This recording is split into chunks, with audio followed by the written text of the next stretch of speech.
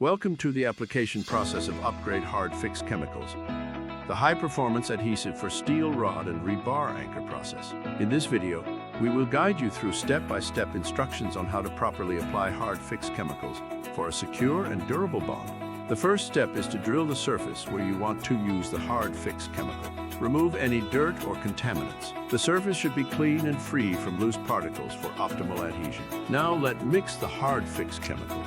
Take the two components of the adhesive, the resin and the hardener, and mix them together according to the instructions given.